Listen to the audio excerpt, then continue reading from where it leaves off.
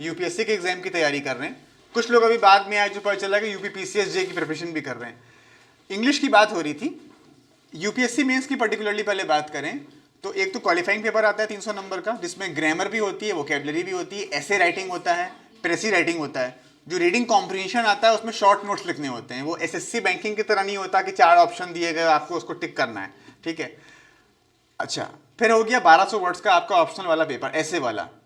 जिसमें आपको कंटेंट बहुत अच्छा चाहिए, आपकी आर्गुमेंटेटिव एबिलिटी कितनी अच्छी है, और इंग्लिश भले ही बहुत अच्छी ना हो लेकिन ऐसा ना हो कि बार बार हर 5वीं सेंटेंस में आपकी ग्रामर की कोई मिस्टेक हो रही हो, वोकेबलरी की मिस्टेक हो रही हो, वोकेबलरी का एक बहुत जो बचकाना रेपिटिशन होता है कि आप सेम वर्ड से बार बार काम चला रहे हैं, जो जनरली होता है ऐसे राइटिंग में, वो ना हो। क्योंकि लिमिटेड स्टॉक वोकेबलरी जो होता है वो दिखने लगता है, खास तौर से 1200 वर्ड्स के ऐसे में। फॉर एग्जाम्पल आप वर्ड यूज कर रहे हैं डाउटफुल, अब आप डाउटफुल को अगर 8-10 बार यूज करेंगे तो वो खटकेगा। सेम सिचुएशन के लिए अगर आपके पास मल्टीपल वर्ड्स हैं, डाउटफुल की जगह आपने यूज कर दिया एप्रीहेंसिव,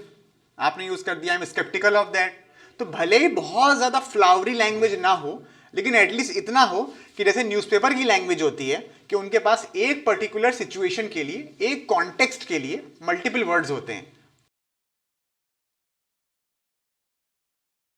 ये बात हम उस पेपर की नहीं कर रहे हैं जो यूपीएससी मेंस में क्वालिफाइंग का आता है, उसकी बात नहीं कर रहे हैं, हम बात कर रहे हैं जो 1200 वर्ड्स का आता है, ठीक है। क्योंकि उसमें कंटेंट भी टॉप नॉच होना चाहिए, लैंग्वेज भी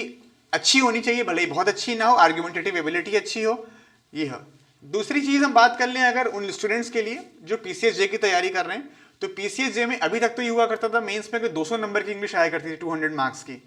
जिसमें ऐसे, precis, translation, English to Hindi, Hindi to English हुआ करता था। इस बार से पैटर्न चेंज हुआ है, थोड़ा सा चेंज ये हुआ है कि 100 मार्क्स का हो गया है, 100 मार्क्स की इंग्लिश, 100 मार्क्स की हिंदी, हिंदी का पेपर भी आएगा।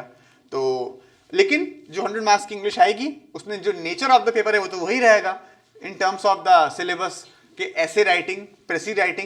प्रेसी में जिसमें पैसेज को 1/3, पैराग्राफ को 1/3 करके लिखना होता है जो आपको दिया होता है, जो टेक्स्ट होता है अपनी लैंग्वेज में, और बाकी जो हिंदी टू इंग्लिश अनुवाद आता है एंड वाइस वर्सा, पूरा पूरा वो आता है। तो आपके पास पहले शीट पहुंच जाए तो हम और ज़्यादा आपको बातें बताते हैं अलग अलग एस्पेक्ट्स पे इंग्लिश के, ग्रामर, वोकैब, रीडिंग।